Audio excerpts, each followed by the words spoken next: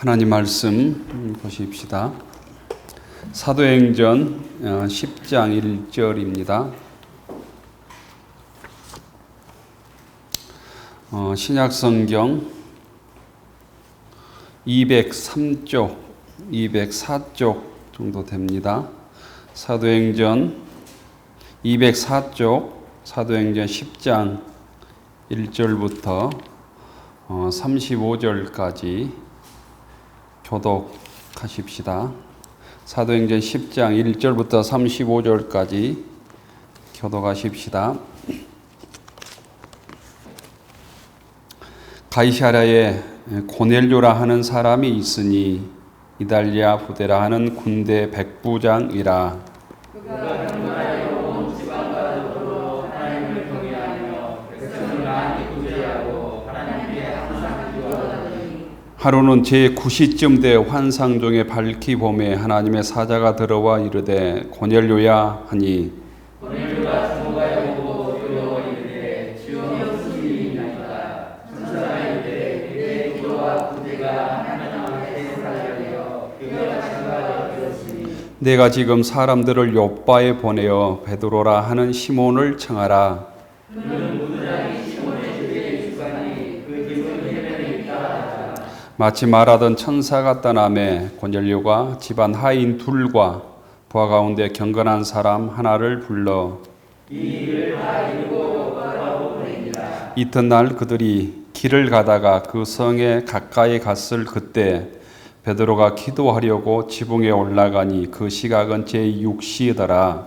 그가 시장하여 보좌 안에 사람들이 준비할 때에 황홀한 중에 하늘이 열리며 한 그릇이 내려오는 것을 보니 큰 보자기 같고 네 귀를 메어 땅에 들이었더라.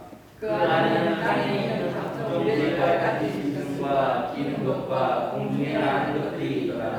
또 소리가 있으되 베드로야 일어나 잡아 먹으라 하거늘 베드로가 이르되 주여 그럴 수 없나이다. 삭고 깨끗하지 아니한 것을 내가 결코 먹지 아니하였나이다 하는데 또 두 번째 소리가 있으되 하나님께서 깨끗하게 하신 것을 내가 속되다 하지 말라 하더라.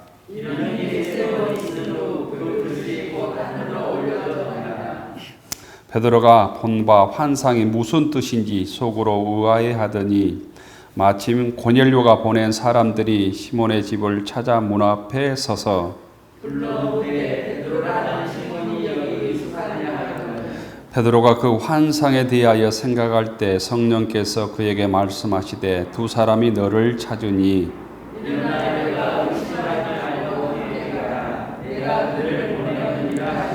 베드로가 내려가 그 사람들 보고 이르되 내가 곧 너희가 찾는 사람인데 너희가 무슨 일로 왔느냐.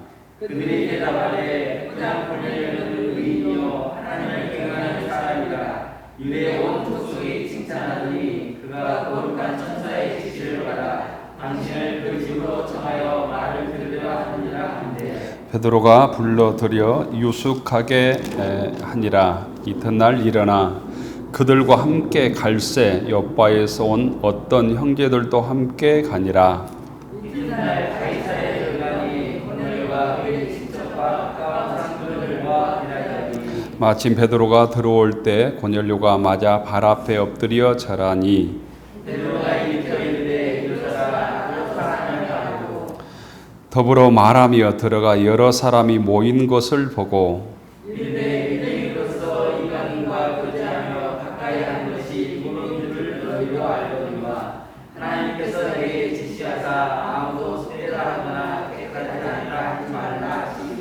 부름을 사양하지 아니하고 왔노라. 묻노니 무슨 일로 나를 불렀느냐.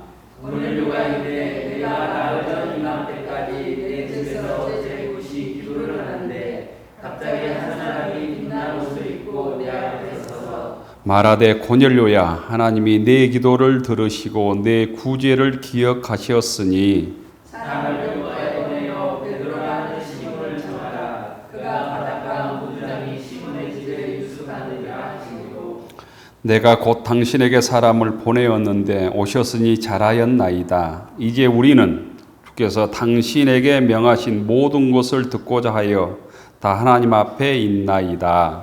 베드로가 입을 열어 말하되 각 나라 중 하나님을 경외하며 의를 행하는 사람은 다 받으시는 줄 깨달았도다. 아멘. 예, 주님의 말씀을 통해서 은혜 받는 복된 시간 되기를 축원합니다. 사도행전 10장 1절부터 35절까지 읽었는데 꽤 긴 얘기인데 오늘 성경의 주인공은 고넬료라고 하는 사람하고 이 베드로잖아요. 근데 다 읽어보면 다 이해할 수 있는 얘기죠. 뭐 복잡하고 막 어려운 얘기가 아니잖아요.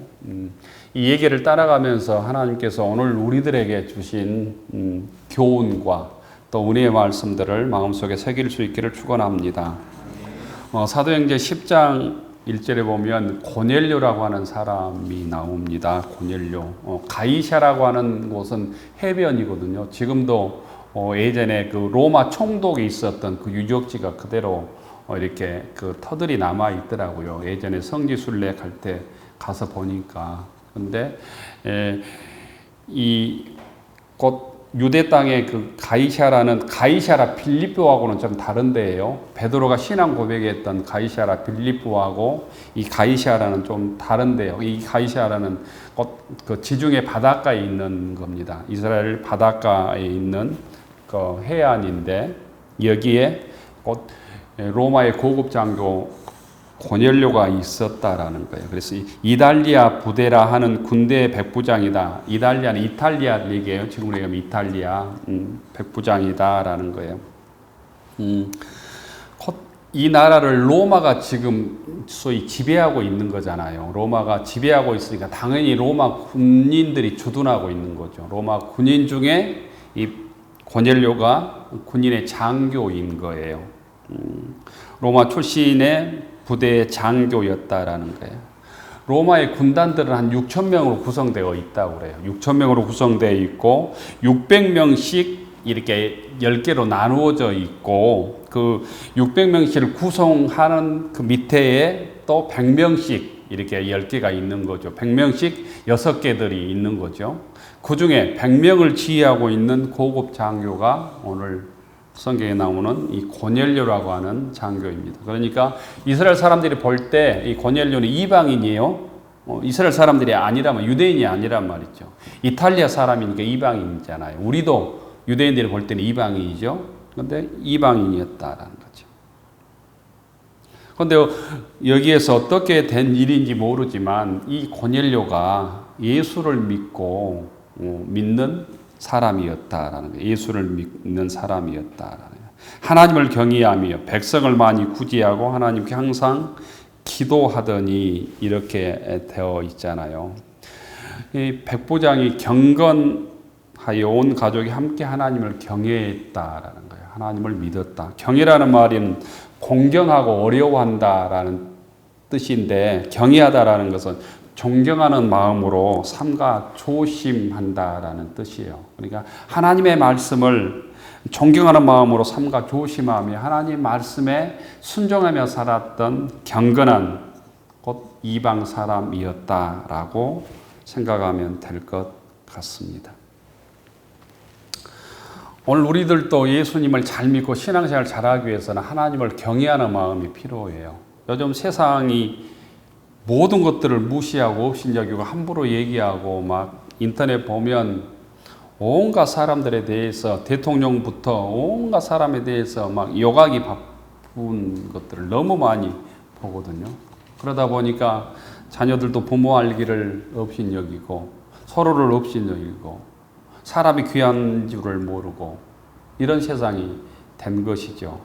우리 신앙인에게 있어서 이 하나님 말씀을 경외하는 하나님을 두려워하고 하나님을 공경하고 하나님을 존경한 마음으로 하나님의 말씀을 삼가 지키려고 하는 이 경외의 마음이 우리 속에 사라지면 우리 신앙이 자라지 않아요. 그래서 교회에서 함부로 막 큰 소리치고 목사님을 비판하고 하게 되면 그 신앙의 끝이 다 좋지 않는 것을 봐요. 교회 안에서 서로 막 자기가 의롭다고 막 싸우고 한 사람들의 끝이 다 안 좋은 이유가 하나님을 경외하는 곳이 교회인데 그 마음들을 교회에서 사라졌기 때문이에요. 오늘 우리들이 진정 하나님을 두려워하는 마음으로 말씀 앞에 무릎을 꿇는 마음으로 삼가 경외하는 마음을 회복하는 믿음의 권속들 되기를 축원합니다. 두 번째는 이 고넬료는 곧 유대인들을 많이 구제했다고 성경이 기록하고 있어요. 백성을 많이 구제하고 2절의 말씀이잖아요. 곧 자기는 이방 사람이잖아요. 또 유대인들을 감시하는 사람임에도 불구하고 힘들어하는 유대인들을 또 백성들을 그 당시 얼마나 굶은 사람이 많았겠어요. 헐벗은 사람이 많았겠어요. 지금도 노숙자들이 있는 세상에 2000년 전에 한 끼 음식이 없어서 한 벌에 옷이 없어서 굶주린 사람들, 헐벗은 사람이 얼마나 많아. 그 많은 사람들을 구제했다라는 거예요. 기독교 전통 중에 가장 아름다운 전통 중에 하나가 곧 서로 구제하고 어려움을 함께 나누는 것이죠. 요즘은 너무 소위 배가 부른 세상이 되었잖아요. 옷도 많고 음식도 많고 먹을 것도 많아서 우리가 구제할 대상들이 별로 찾기가 어려워요. 하지만 그런 마음들, 이웃들을 불쌍히 여기는 마음들, 어려움에 빠져 있는 사람들을 위해서 불쌍히 여기고 기도하는 마음들이 곧 신앙인의 마음, 하나님께 복을 받을 수 있는 마음임을 믿을 수 있기를 바랍니다. 육적으로는 문제가 없는데 예수 안 믿는 사람들 보면 영적으로 다 헐벗고 굶주린 사람이라고 말할 수 있어요. 그런 마음이 있을 때 우리가 그들을 향해서 기도하고 또 전도할 수도 있는 거죠. 겉으로는 멀쩡하고 비싼 옷을 입고 고급 식당에 가지만 마음속에 심령 속에 주님을 떠난 자들은 기쁨이 없단 말이에요. 영적으로 불쌍한 자들이 헐벗은 자들이에요. 영적으로 가난한 자들이에요. 오늘 우리가 이 땅에서 주님을 위해서 무엇을 해야 될까? 고넬료처럼 이웃을 향해서 손을 내미는 믿음의 권속들 되기를 축원합니다. 셋째는 고넬료가 항상 기도했다고, 하나님께 항상 기도하더니 곧 하나님의 은혜를 누리고 하나님의 복을 받고 또 신앙이 성장하기 위해서는 기도의 자리를 마련해야 돼요. 기도의 자리를 포기하지 않아야 된다는 거죠. 기도한다고 하는 것은 하나님의 은혜를 사모하는 거잖아요. 하나님의 도움을 청하는 거잖아요. 내가 약하고 부족하고 죄인이라고 하는 사실을 고백하는 거잖아요. 그런 모습 속에 하나님의 은혜가 임한 줄로 믿습니다. 이 고넬료가 환상을 보잖아요. 신비한 환상을 보는데 왜 하나님께서 천사를 통해서 고넬료에게 나타났을까? 이 구제하고 기도하고 온 가족이 경건한 마음으로 하나님을 경외하는 그 모습을 하나님께서 아름답게 보시고 이방 사람이었지만 하나님께서 천사를 통해서 베드로를 이 고넬료를 만나 주신 줄로 믿습니다.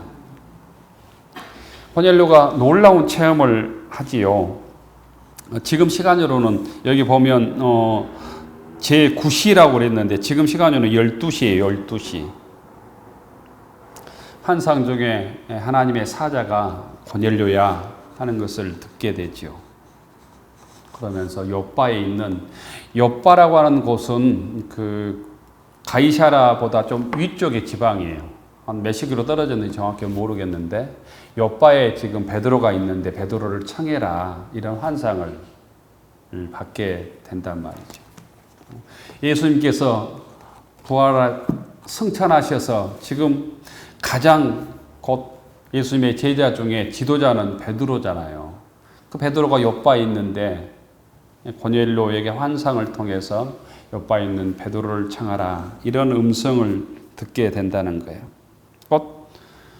왜 하나님께서 고넬료에게 나타났을까? 이런 신비한 은혜를 경험하게 했을까? 신비 체험을 하게 하셨을까? 거듭 말하지만 기도의 사람이었고 구제하는 사람이었고 온 가족이 경외하는 마음으로 하나님을 신실하게 믿었기 때문이에요. 지금 우리가 보기에 세상이 아주 엉망인 것 같잖아요. 지금도 그런데 2000년 전에 얼마나 엉망이었겠어요. 힘 있는 사람이 그냥 큰 소리 치고, 특별히 로마 군인들이 얼마나 큰 소리 치고, 일제시대 순사만 되어도 얼마나 순사 소리만 해도 아이들이 울음을 그치는 그런 판이었는데, 2000년 전에 로마 군인이면 또 고급 장교면 얼마나 큰 위세를 부릴 수 있는 권세가였겠어요.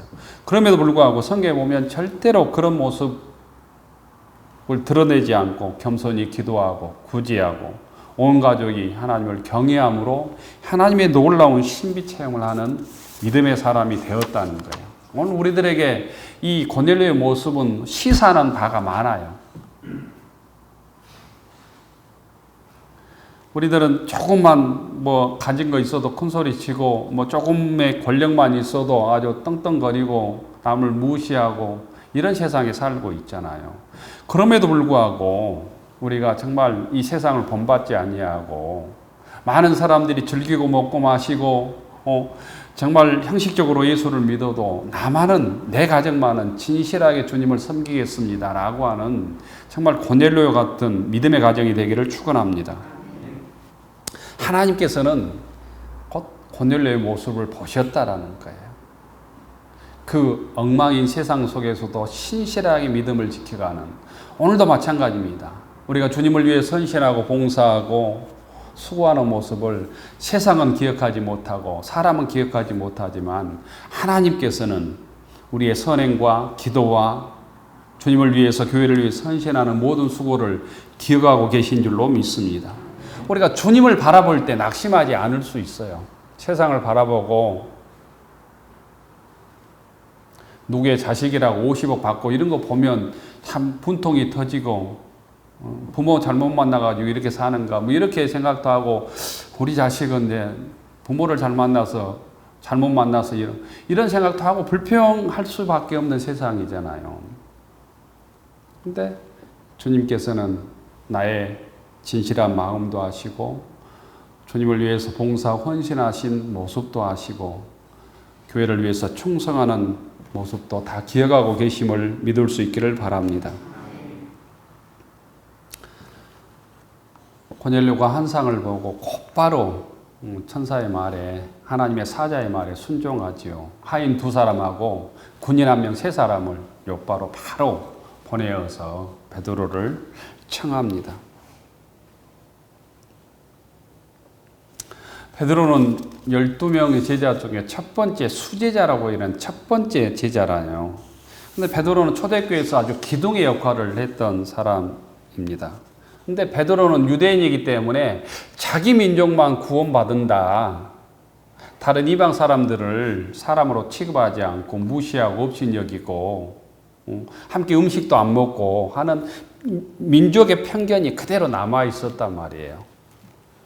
그런데 베드로가 오늘 9절부터 16절까지 보면 또한 베드로가 신비 체험을 하잖아요. 충격적인 경험을 하잖아요.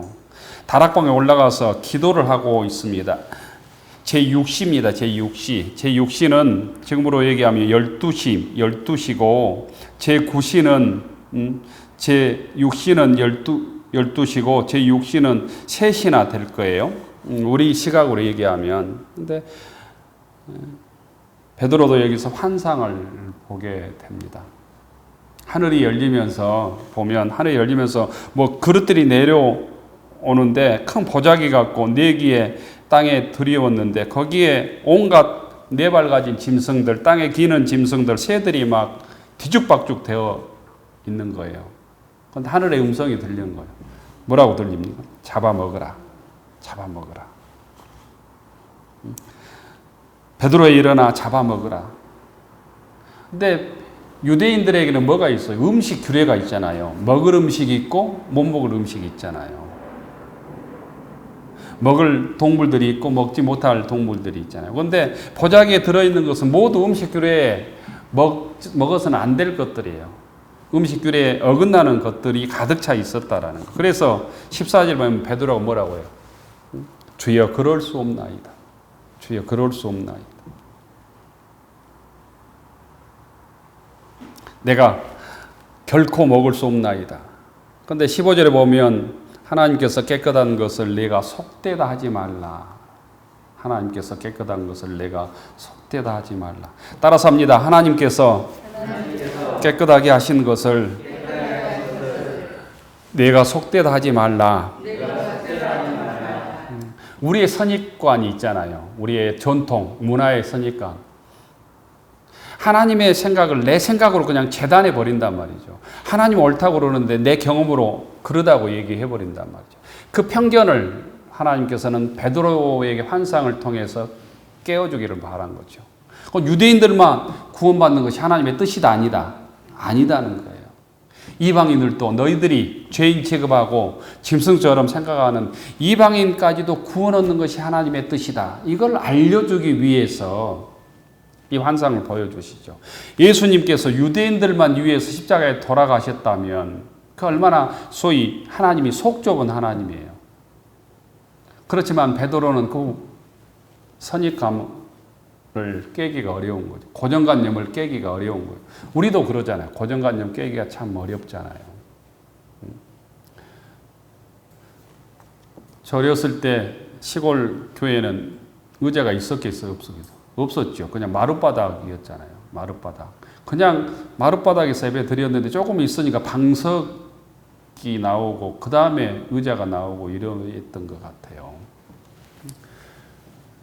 좁은 교회당만 있으니까 의자를 들여놓으니까 뭐 거기서 무슨 활동이라든가 게임도 하고 막 여러 가지 중고등부터 했는데 그것도 못 하겠더라고.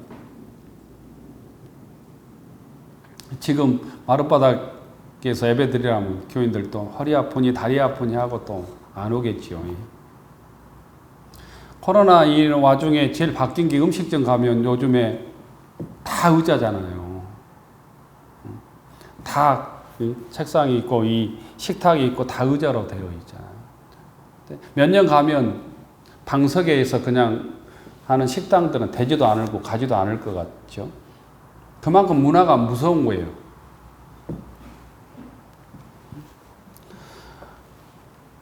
그 외국 사람들이나 독일 사람들이 자매교회를 먼저 와서 제일 처음에 목회 초창한 게 신기했던 게 뭔지 아세요? 그분들이 방석에 이렇게 가부좌를 하고 못 앉는 거예요. 다리를 펴고 앉더니 이렇게 하게 되면 그냥 넘어지고 이렇게. 참 신기하다. 어떻게 마룻바닥에 못 앉는 사람도 있네. 이런 생각이. 우리도 이제 한 세대 지나면 마룻바닥에 우리 자녀들 못 앉을 거예요. 그만큼 고정관념이 무섭다. 근데 중요한 것은 하나님의 생각을 내 생각으로 재단해서는 안 된다는 거예요. 누구는 구원 못 받아. 누구는 안 돼. 이런 생각을 우리가 쉽게 하잖아요. 근데 하나님의 그 사랑은 끝이 없음을 오늘 베드로의 모습을 통해서 우리들에게 알려주는 것 아닐까라는 생각을 하는 거예요. 근데 베드로가 얼마나 강경하게 거부했는지 이 환상을 몇 번 보여줬어요. 16절에 보면 3번이나 보여요. 3번이나. 베드로가 얼마나 강경하게 거부를 했던지. 그 환상이 끝나고 이 환상의 뜻이 뭘까? 하나님께서 왜 이 환상을 보여줬을까? 우리들도 가끔씩 꿈을 꾸면 이 꿈의 의미가 뭐지? 이런 생각하죠? 그러고 있을 때 곧 가이사랴에서 외간 사람들이 와서 베드로를 찾게 되는 거죠. 하나님께서 성령을 통해 20절에 보면 일어나 내려가 의심하지 말고 함께 가라. 내가 그들을 보내었느니라 이렇게 말씀하신단 말이죠.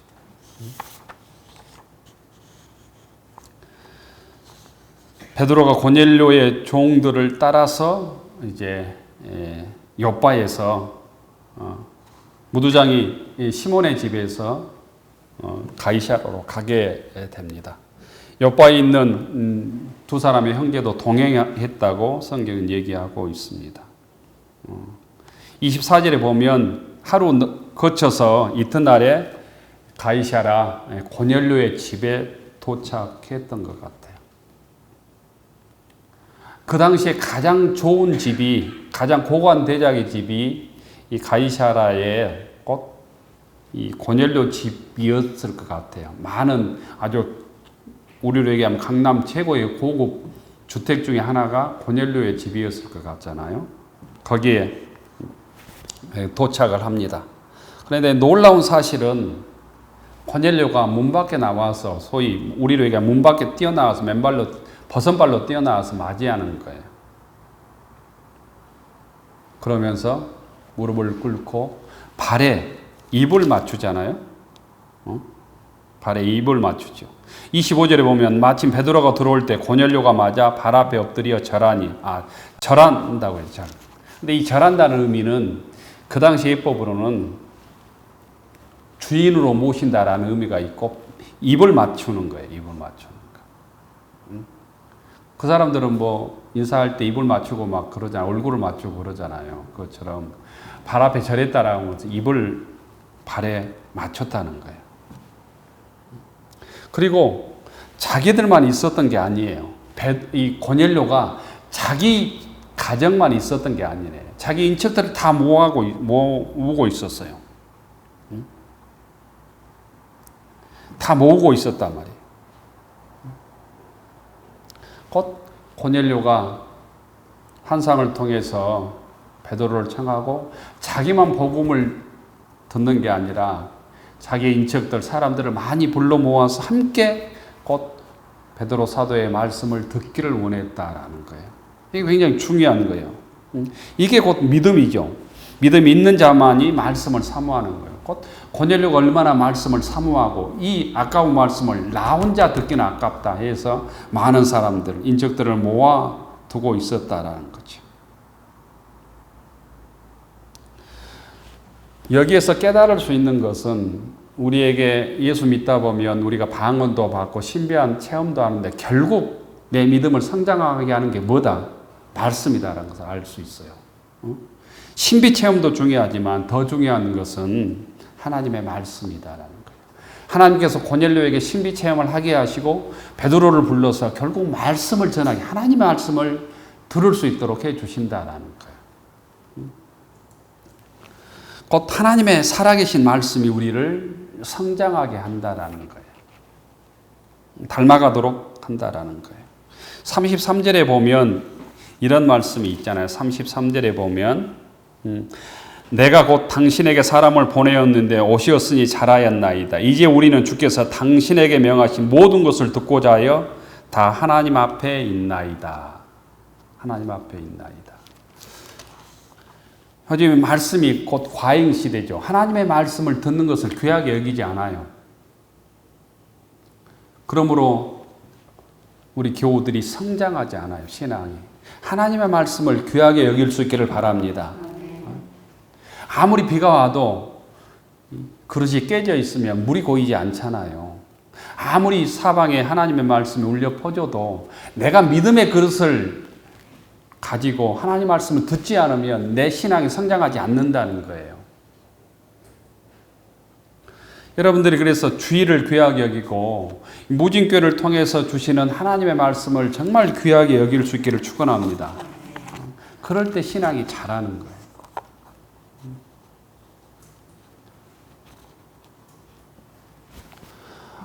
오늘 주님께서 고넬료가 당신에게 명하신 모든 것을 듣고자 하여 다 하나님 앞에 모였나이다, 있나이다. 이 고백이 오늘 나에게 말씀하여 주옵소서 내가 듣겠나이다. 이런 고백으로 드러날 수 있기를 축원합니다. 환상 중에 천사의 음성을 들었잖아요. 그것으로 고넬료가 만족하지 않고 베드로의 하나님의 말씀을 통해서 내 신앙이 성장하기를 원했다. 혼자 듣지 않고 일가와 가까운 친구들을 불러 모았다라는 거예요. 곧 구원의 은혜가 신비한 말씀이 함께 듣고 구원받기를 원했기 때문입니다. 이런 은혜가 우리들에게 있어지기를 원합니다. 좋은 것은 나누고 싶잖아요. 알리고 싶잖아요. 기쁜 소식은. 그것처럼 복음의 기쁜 소식을 우리가 주변 사람들에게 알리게 되는 믿음의 권속들로 성장할 수 있기를 축원합니다. 고넬료는 곧 로마 고급 장교예요.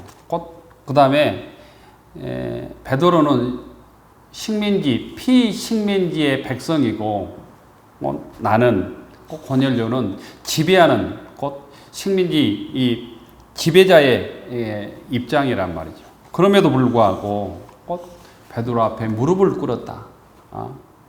발 앞에 무릎을 꿇었다. 입을 맞추었다라는 거예요. 또 고넬료는 로마 장교였기 때문에 많이 배운 사람입니다. 유대인 앞에서는 큰 소리 칠 수 있는 사람이에요. 그럼에도 불구하고 말씀 앞에는 무릎을 꿇었다라는 거예요.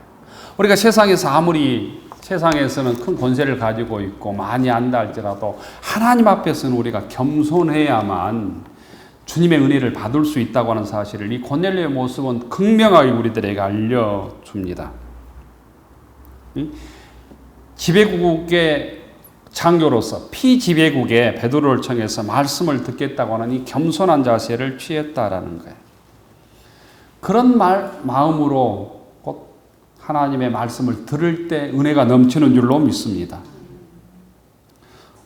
우리에게 문제는 하나님의 말씀을 값없이 여기는 거예요. 또 말씀을 기대하지 않는 거예요. 그냥 형식적으로 예배드리고 빨리 끝나기를 바라고 빨리 들어가서 내 개인적인 어떤 삶을 즐기려고 하는 이런 마음이 하나님의 은혜를 우리가 쏟아버리게 한다라는 거죠. 말씀을 읽을 때, 기도할 때, 예배를 드릴 때, 말씀을 들을 때 정말 기대하는 마음 없이, 설레이는 마음 없이, 경외하는 마음 없이 들을 때 우리에게 은혜가 다 떠나버리는 것입니다. 하나님의 은혜가 나타나지 않는 거죠. 고넬료는 그렇지 아니했다라는 거예요. 기대하는 마음, 설레이는 마음이 있었다라는 거죠. 오늘 우리들에도 그런 초심이랄까요? 하나님의 은혜를 사모하는 마음들을 다시 회복하는 믿음의 권속들 되기를 축원합니다. 이때 26절에 베드로가 고넬료를 이렇게 세우지요. 그러면서 나도 사람이다. 나도 사람이다. 이렇게 26절에 얘기하잖아요. 그러면서 아름다운 신앙의 교제를 나누게 되는 거예요. 베드로도 또 겸손한 모습으로 내가 하나님이 아니다. 나도 사람이다. 내가 하나님의 말씀을 전할 뿐이지. 이런 겸손이 있었던 거죠. 신앙인이 이런 겸손한 모습으로 복음을 전하고 또 다른 사람을 대하고 이랬으면 좋을 것 같아요. 잘못하면 우리가 참 우쭐대기 쉽잖아요. 교만해지기 쉽단 말이죠. 새가족 앞에서 또 신앙이 약한 자들 앞에서 정말 겸손하게 잘 섬겨서 그 사람들을 옳은 대로 돌아오게 하나님의 은혜의 자리로 나아오게 하고 나의 섬김을 통해서 약한 권속들을 믿음의 사람으로 성장시키는 내 쓰임받는 권속들 되기를 축원합니다. 28절부터 29절까지 보면 그 대화가 나와요. 유대인과 이방인이 교제하는 것과 가까이 하는 것은 곧 이 소위 같은 장소에서 얘기하는 것이 율법에 어긋나요. 유대인의 율법에 밥을 먹는 것도 어긋나고 못하게 돼 있단 말이에요. 유대인이 정통 유대인이 이방인과 얘기하고 교제하는 것이 어긋나요. 그것이 위법이지만 28절에 보면 위법인 줄 너희도 알거니와 하나님께서 내게 지시했다. 베드로가 그러잖아요. 아무도 속되다 하거나 깨끗하지 않다 하지 말라 하시기로 부름을 사양하지 아니하고 왔노라 물으니 무슨 일로 나를 불렀느냐. 베드로가 그 환상을 통해서 이방인들을 만나라고 이방인의 복음을 전하라고 이렇게 환상을 보여주셨구나. 이걸 깨닫게 되는 것이죠. 나는 유대인이고 이방인과 교제하는 사람이 아니고 함께 얘기하는 사람도 아닌데 그것이 불법인데 하나님께서 나를 여기까지 인도해 주셨다. 너희들에게 말씀을 전하도록 했다. 그래서 하나님께서 거룩하고 깨끗하다고 하니까 너희들도 이게 부정하다고 말하지 말라 하는 거예요. 곧 우리도 이런 자세를 가져야 돼요. 내 생각으로는 아닌 것 같지만 하나님께서 말씀하시면 하나님의 말씀을 앞장 세우고 나가야 된단 말이죠. 하나님께 지시하신 것이기에 하나님께 지시하셨기 때문에 율법은 어긋나지만 내가 순종해서 여기까지 왔습니다. 베드로가 그렇게 얘기하고 있잖아요. 우리들도 마찬가지예요. 내 고정관념이나 선입관에는 아닌 것 같지만 하나님의 뜻이라면 또 교회의 유익을 위한다면 복음을 위한다면 내 생각을 내려놓아야 한다는 거예요. 그래야 하나님의 복음이 확장돼요. 교회가 많은 어려움을 당하는 이유는 오래 믿은 무슨 성도나 장로님이 고집을 하는 거예요. 내 생각을 절대 내려놓지 않는 거예요. 과거 이랬다. 우리 교회의 전통은 이렇다. 나는 이렇게 예수 믿는데 너희들은 그럴 수 있느냐. 이런 자기의 주장을 하는 거죠. 공동체를 위해서, 복음을 위해서, 교회 덕을 위해서 자기의 생각들을 내려놓아야 될 거 아니에요.